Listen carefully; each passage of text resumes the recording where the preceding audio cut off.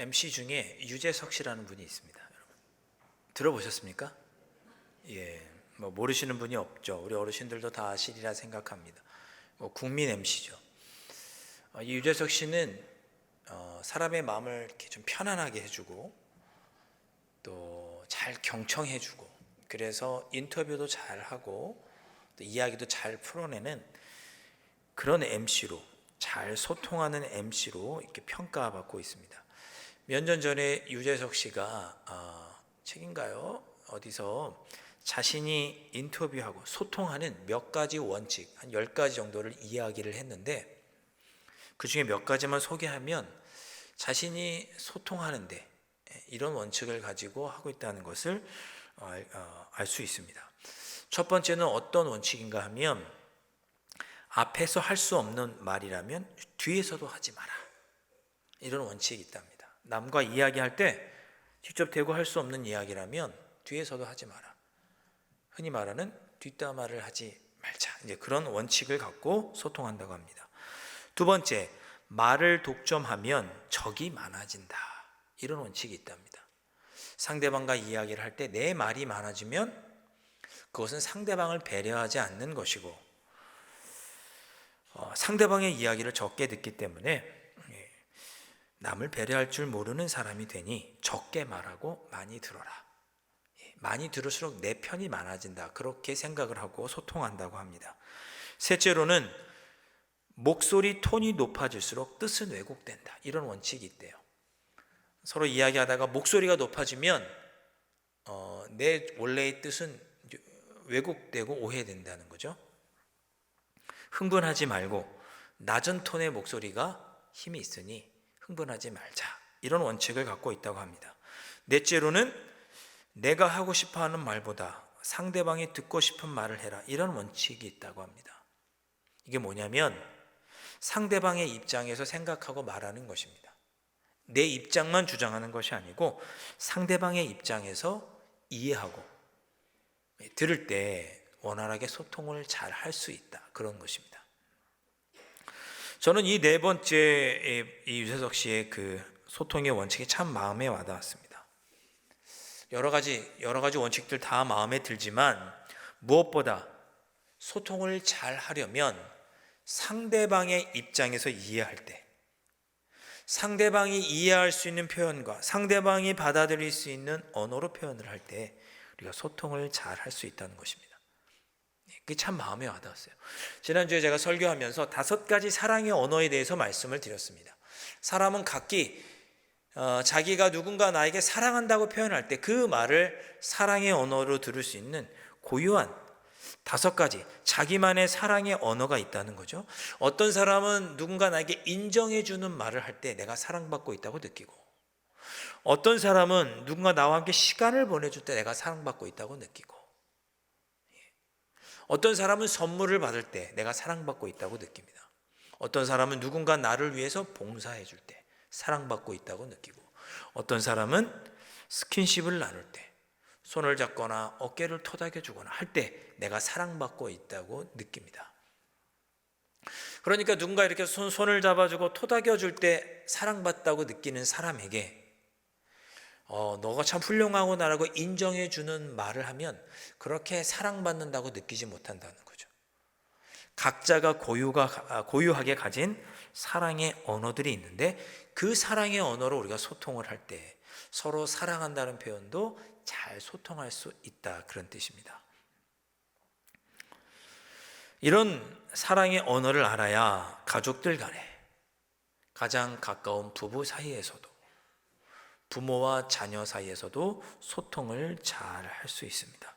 그래서 지난주에는 하나님께서 우리 사람이 가진 이런 고유한 사랑의 언어들로 하나님은 우리에게 다가오셔서 말씀하시는데, 우리를 사랑한다라고 하는 그 하나님의 사랑을 우리가 가진 이 고유한 인정의 말, 함께 시간을 보내는 등 이 사랑의 언어로 표현하시는 하나님의 그 사랑의 표현법에 대해서 우리가 살펴보았습니다. 첫 번째로 지난주에는 하나님께서 우리의 믿음을 인정해 주는 방법으로 우리를 사랑한다, 이렇게 표현해 주신다라는 말씀을 살펴보았고, 오늘은 하나님께서 우리와 함께 해 주심으로 나를 사랑한다라고 표현해 주시는 그것을 우리가 함께 나눠보도록 하겠습니다. 자, 누군가와 함께 한다는 것은 쉬우면서도 어려운 것 같습니다. 제가 일부 예배 때도 말씀을 드렸지만 한 부부가 부부간의 문제로 상담사에게 찾아가서 상담을 받았습니다. 근데 상담사가 이런 제안을 했어요. 자, 얘기를 쭉 서로의 이야기를 듣더니 각자 돌아가셔서 다음에 올 때까지 상대방에게 원하는 것, 내가 상대방에게 원하는 것을 좀 적어오세요. 이렇게 시켰습니다. 남편은 아내에게 원하는 것을 적어오시고 아내는 남편에게 바라는 것을 원하는 것을 적어오세요 라고 시켰습니다. 그 다음 주에 다음번 상담 때 이것을 갖고 왔는데 아내가 남편에게 이런 것을 요구했습니다. 주말에 등산하기, 점심을 같이 먹기, 햄버거도 괜찮으니까 점심을 같이 먹기, 아이들을 맡기고 둘만 외식하기, 퇴근해서는 함께 앉아 서로 그날 있었던 일을 이야기하기. 왜 제가 찔리죠? 네. 아이들과 학교에서 있었던 일들을 이야기하기, 아이들과 같이 게임하기, 토요일에는 가족이 함께 소풍하기, 적어도 1년에 한 번은 가족과 함께 휴가 즐기기, 산책을 하면서 대화하기. 어려운 힘든 일은 아니잖아요. 엄청나게 땀을 흘리거나 그런 일은 아니잖아요. 그렇게 어렵지 않은 일인데 참 하기 힘든 일이죠. 안 그러시구나. 네, 저만 그렇군요. 네.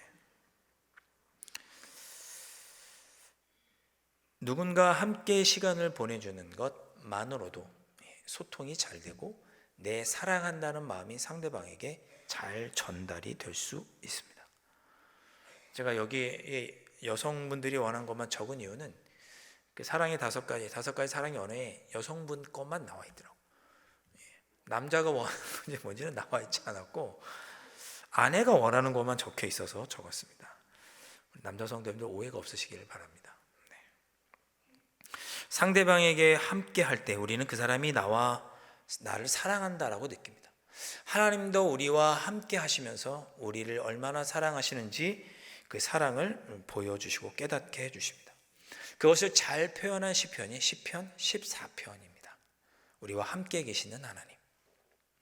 1절 말씀에 보면 어리석은 자가 나옵니다. 어리석은 자는 이렇게 되어 있습니다. 어리석은 자는 문자 그대로 하면 상황에 대한 감각이 좀 부족한 사람, 어이없고 어리석어서 우스운 사람을 가리킵니다. 성경에서는 그것과 더불어서 어떤 사람이 어리석느냐, 하나님이 없다고 말하는 자는 참 어리석은 사람이다, 우스운 사람이다 라고 평가합니다. 쉽게 말해서 무신론자들이 되겠죠. 이 무신론자들은 악하고 부패하고 악한 삶을 살아갑니다. 그들에게는 이 땅에서의 삶이 전부이고 영생도 없고 부활도 없고 그래서 지옥도 없고 천국도 없습니다. 지옥도 없고 천국도 없고 영생도 없으니 이 땅의 삶이 전부이고 심판받을 일도 없으니 자기 뜻대로 자기 마음대로 그저 세상 법에 적당히 어긋나지 않으면서 세상 무서운 것 없이 살아가는 사람들, 자신의 힘을 과시하는 사람들이 어리석은 자들입니다. 3절에 보면 그들을 더러운 자라고 표현하기도 했고 4절 말씀 보면 죄악을 행하는 자는 다 무지하냐, 그래서 이들을 죄악을 행하는 자라고 표현하기도 했습니다. 그들이 떡 먹듯이 내 백성을 먹으면서 여호와를 부르지 아니하는도다 4절에 말씀합니다. 여기서 먹는다라고 하는 표현은 음식을 먹는다는 것도 되지만 좀 넓은 의미로는 누군가 힘들고 어려운 사람을 착취한다, 학대한다라는 뜻으로 사용되었습니다. 하나님을 모르는 자들, 평소에 악하게 행하고 생각하는 사람들은 이렇게 주변의 이웃들을 착취하고 학대하는 그런 사람들이고 여호와를 부르짖지 않는 사람들이라고 시편 14편 4절 말씀은 평가합니다. 1절부터 4절 말씀은 하나님을 믿는 사람들, 자녀들 주변에 우리의 삶 속에 이런 사람들이 많다는 것을 알려주시는 것입니다. 이 세상에 하나님이 없다고 하는 자들이 우리 주변에 많습니다. 부패하고 악한 자들, 더러운 자들, 하나님의 자녀들에게 악한 일을 행하고 착취하고 학대하는 자들. 그런 자들이 하나님의 자녀들을 넘어뜨리기 위해, 우리를 하나님으로부터 멀어지게 하기 위해 우는 사자와 같이 우리 주변에 많이 있다라고 14편이 1절부터 4절까지는 평가하고 있습니다. 세상에는 그리스도인들을 넘어뜨리려고 하는 악한 생각들과 악한 세력들이 많이 있습니다. 여러분을 어떻게 하면 넘어뜨릴까? 어떻게 하면 저 사람이 하나님으로부터 멀어질까? 때로는 우리를 학대하고 착취하는 어떤 사건일 수가 있고, 반대로 하나님의 뜻대로 살지 못하도록 유혹하는 손길일 수도 있습니다. 그거 좀 하면 어때? 그런다고 뭐 지옥 가나? 눈 딱 깎아 한 번만 해. 우리를 유혹하는 손길들이 있죠.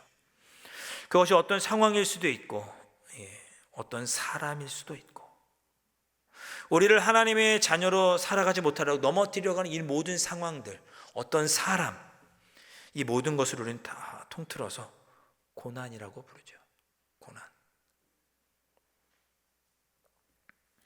우리의 삶은 이런 고난들로 가득합니다. 하나님으로부터 우리를 멀어지게 하기 위한 사건들, 어떤 사람, 심지어 가족일지라도, 어떤 사건, 어떤 상황들, 그런 상황들이 우리 주변에 늘 있습니다. 그런데 오늘 읽었던 말씀 중 2절 말씀에서는 하나님이 이런 상황에 우리가 처해 있을 때라도 하나님을 찾는 자들을 하나님께서 찾고 있다고 말씀합니다.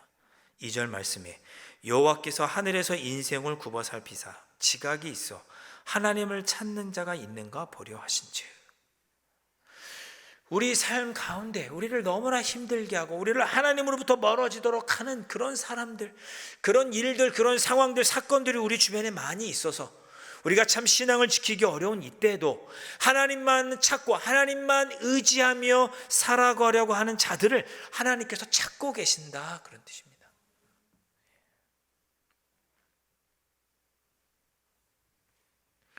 하나님은 그렇게 하나님을 의지하는 자들을 찾으시고 그들과 함께 계시기를 원하십니다.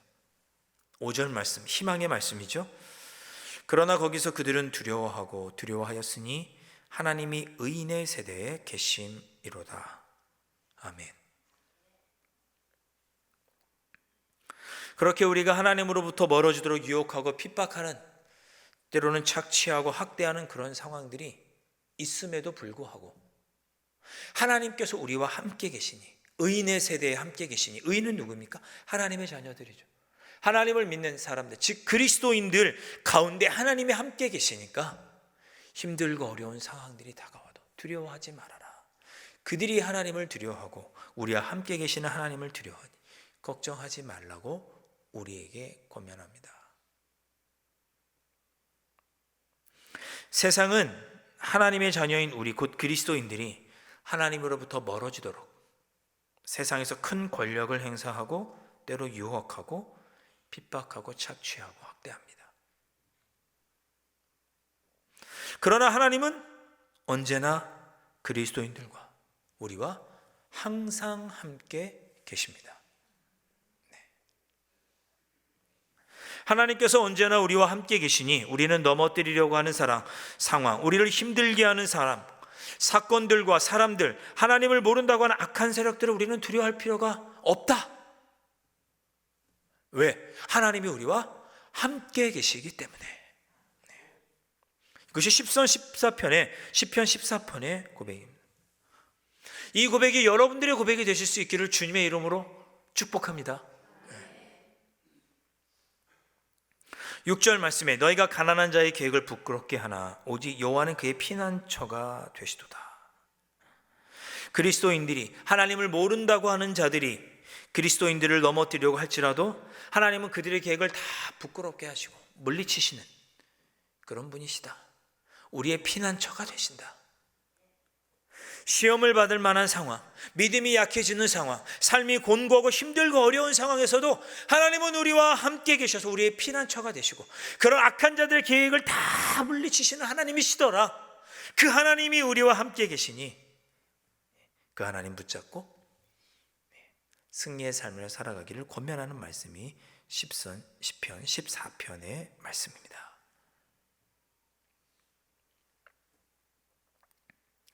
7절 말씀. 그래서 우리는 이렇게 고백할 수가 있는 거죠.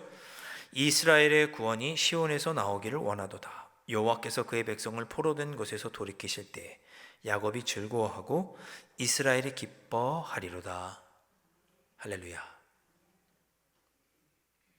우리의 삶의 문제들로부터, 고난으로부터, 세상의 유혹으로부터 구원은 하나님에게로부터 나오니 그 모든 문제와 고난과 핍박과 유혹 속에서도 우리를 건져낼 구원은 하나님에게로부터 나오니 그 하나님이 우리와 늘 함께 계시니 하나님 안에서 우리는 기뻐하고 즐거워할 수 있게 될 것이라고 하는 선포의 말씀입니다. 사랑하는 성도 여러분, 여러분 올 한 해 정말 기쁘게 사셨으면 좋겠습니다. 네. 그냥 우리 흔히 그런 표현이 있잖아요. 얼굴이 웃는 상이시네요. 이런 표현이 있잖아요. 네. 좀 부끄러운 얘기인데 제가 대학교 2학년 때 후배, 이제 1학년 후배들이 들어왔는데 한 5월 달까지 한 석 달 동안 저한테 말을 못 걸더라고요. 나중에 이렇게 사석에서 말했는데 저한테 그러는 거예요. 형, 저는 형이 복싱 선수인 줄 알았어요. 이제 그러는 거예요. 네. 무서워 보였나 봐요, 제 얼굴이. 이렇게 선한 얼굴이 네, 무서워 보였나 봐요. 여러분의 얼굴에 웃음이 가득하고 기쁨이 가득할 수 있기를 바랍니다.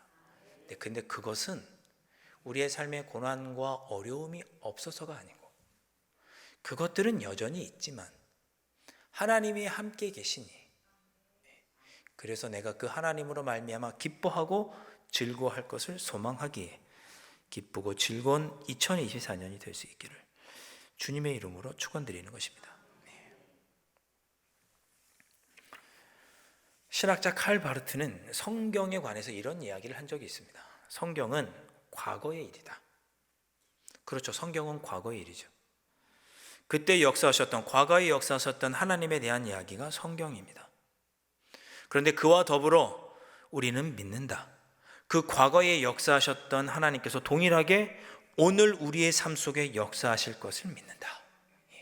과거에 역사하셨던 하나님, 다윗에게 역사하셨던 하나님은 동일하게 오늘 우리의 삶에도 역사하시는 하나님이시다.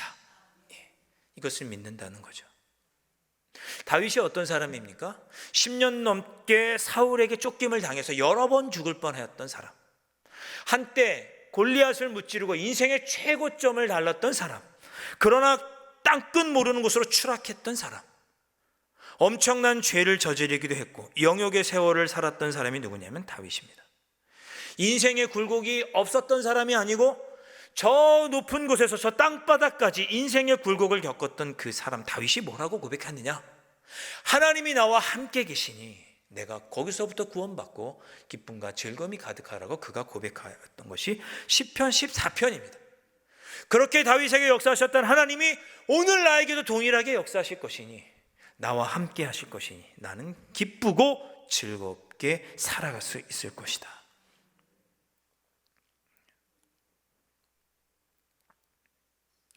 어느 날 밤에 한 사람이 꿈을 꾸었습니다. 그는 꿈에서 주님과 함께 해변을 걷고 있었어요. 두 사람이 이렇게 해변을 걷고 있으니 뒤를 돌아보니까 발자국이 나 있는 거죠. 하나는 예수님, 주님의 발자국이었고 하나는 자신의 발자국이었습니다.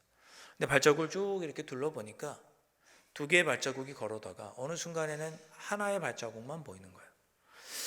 저 하나의 발자국이 있는 때가 언제일까 곰곰이 뒤돌아보았더니 생각해 보았더니 자신이 가장 힘들고 슬프고 어렵던 시기들이었습니다.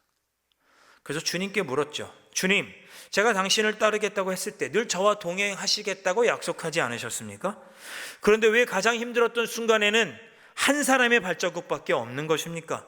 내가 가장 힘들고 어려울 때 주님 어디 계셨습니까?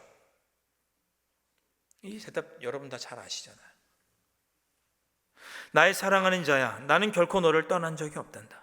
내가 고통과 핍박과 착취와 학대와 유혹받을 때 그때 한 사람의 발자국만 보이는 것은 내가 바로 너를 업고 걸었기 때문이다.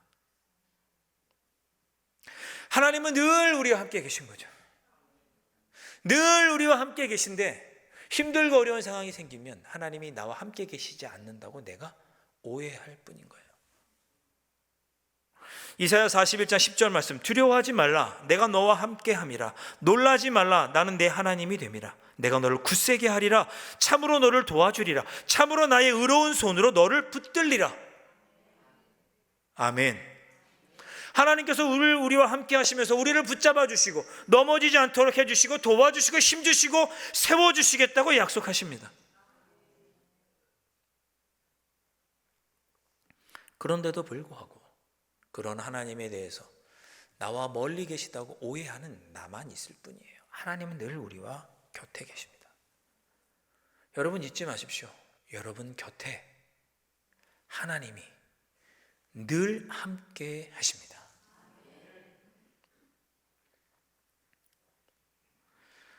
하나님과 함께하는 일상이라는 책에 보면 영국의 신학자 윌리엄 바클레이의 이야기가 나옵니다. 윌리엄 바클레이라고 하는 신학자가 기도에 대해서 이야기를 하는데, 그리스도인들이 왜 오랫동안 길게 기도하지 못하고 자꾸만 기도를 중단하는가 생각해 보면서 기도에 대한 4가지 원칙을 그가 제시합니다.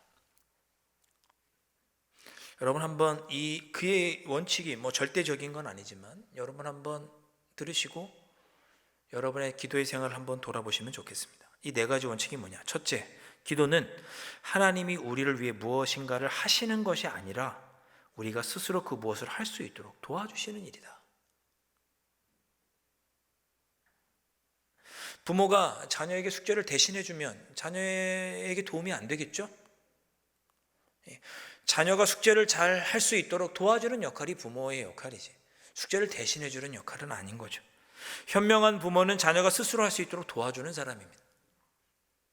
하나님은 우리에게 닥쳐온 삶의 문제들을 다 가져가셔서 해결하시는 분이 아니라 우리가 능력 있게 그것을 해결할 수 있도록 도와주시는 분이다. 우리의 기도는 그것을 간구해야 된다고 말합니다. 둘째, 기도는 상황을 바꾸는 것이 아니라 우리를 바꾸는 것이다 라고 그는 말했습니다. 상황은 변함이 없지만 기도를 통해서 우리가 새로운 관점을 갖고 그 상황을 새롭게 바라볼 수 있다는 거죠. 그 가운데 용기와 힘과 지혜를 얻을 수 있다는 거예요. 셋째, 이 얘기가 참 너무 마음이 와닿았습니다. 기도는 도피가 아니라 정복이라는 것이다. 기도는 도망하는 것이 아니고 힘들고 어려운 처지로부터 일시적으로 우리를 속이는 것이 아니고, 기도는 우리를 도와서 어려운 상황을 직면하게 하고 더 나아가서 그것을 정복하도록 하게 하는 것이 기도다. 그렇게 이야기합니다. 하나님이 우리와 함께 계시면, 우리를 도와주시면, 우리를 격려하고 위로해 주시고 새로운 지혜를 주시면 나는 그 문제를 정복할 수 있다. 그렇게 기도하는 것이 올바른 기도다라고 말하는 것이죠. 저는 여러분들께서 하나님이 나와 함께 계시다고 하는 믿음 가운데 여러분의 삶의 문제를 여러분이 정복할 수 있기를 주님의 이름으로 축복합니다. 정복하십시오. 정복하십시오. 그리고 넷째, 기도는 하나님께 듣는 일이다라고 그는 이야기합니다. 이런 4가지 원칙이 있으면 우리가 쉬지 않고 하나님께 기도할 수 있다는 거죠. 내가 원하는 이 문제가 해결되지 않아서 하나님께서 왜 해결해 주지 않으실까라고 낙심하고 기도하는 것을 중단하는 것이 아니라 하나님께서 나에게 도와주실 줄 믿고 새로운 관점을 주시고 결국은 내가 이것을 정복하게 될 줄 믿고, 이런 관점을 가질 때 우리는 쉬지 않고 기도할 수 있다는 것입니다. 삶의 문제들로부터 도망가는 것이 아니라 그 문제를 주님께 아뢰고 나와 함께 계시는 주님으로 말미암아 삶의 문제를 해결하고 정복하시는 여러분들 되실 수 있기를 다시 한번 주님의 이름으로 축원드립니다. 요한복음 15장에 보면 이 말씀 드리고 말씀을 마치겠습니다. 요한복음 15장에 보면 예수님께서 포도나무 비유를 하십니다. 너희는 가지고 나는 줄기다. 가지가 줄기에 붙어 있으면 저절로 열매를 많이 맺는다. 그렇게 말씀하시면서 너희들이 그리스도인으로 살아갈 때 삶에 힘들고 어려운 일이 반드시 있을 것이다 라고 예수님께서 우리에게 얘기해 주십니다. 요한복음 15장 18절부터 19절 말씀 제가 읽어보겠습니다. 세상이 너희를 미워하면 너희보다 먼저 나를 미워하는 줄을 알라. 너희가 세상에 속하였으면 세상이 자기의 것을 사랑할 것이나 너희는 세상에 속한 자가 아니요 도리어 내가 너희를 세상에서 택하였기 때문에 세상이 너희를 미워하느니라. 세상이 우리를 미워할 거라고 합니다. 우리를 하나님으로부터 멀어지도록, 주님께서부터 멀어지도록 할 거라고 예수님께서 얘기합니다. 너희도 힘들고 어려울 것이라고 얘기하시는 거예요. 그런데 내가 너희를 도와주고 싶은데 나는 하늘나라로 올라가 아버지 곁으로 가니 너희를 도와줄 새로운 보혜사를 보내주시겠다고 약속하십니다. 나는 지금 너와 함께 할 수 없지만 너와 늘 함께 하면서 너를 도와줄 함께 할 보혜사를 보내주겠다. 요한복음 15장 26절 말씀, 내가 아버지께로부터 너희에게 보낼 보혜사 곧 아버지께로부터 나오시는 진리의 성령이 오실 때 그가 나를 증언하실 것이요. 나는 하늘나라 아버지 곁으로 가지만 성령께서 오셔서 너희를 지키시고 돌보아 주시고 영원히 함께하며 너희를 인도해 주실 것이다 라고 예수님께서 약속해 주셨습니다. 보혜사라고 하는 말은 늘 우리 곁에서 우리에게 도움을 베풀어 주는 사람을 가리켜서 보혜사라고 불렀습니다. 변호사, 조력자, 위로자, 상담자 또는 친구, 그런 사람을 보혜사라고 불렀어요. 파라클레토스. 예수님은 지금 우리 곁에 계시지 않지만 성령께서 오셔서 우리와 함께 하시고 우리가 세상으로부터 하나님과 멀어질 만한 핍박과 고난 가운데서도 우리를 지켜주시고 우리의 삶의 문제를 직시하고 정복하게 해주실 것이다. 올 한해 2024년은 우리와 함께 하시는 하나님과 더불어 우리의 삶의 문제를 정복하고 승리의 삶을 살아가셔 여러분의 삶 속에 기쁨과 감사가 넘치는 그런 삶을 살아가시는 여러분들 되실 수 있기를 다시 한번 주님의 이름으로 축복합니다. 기도하겠습니다.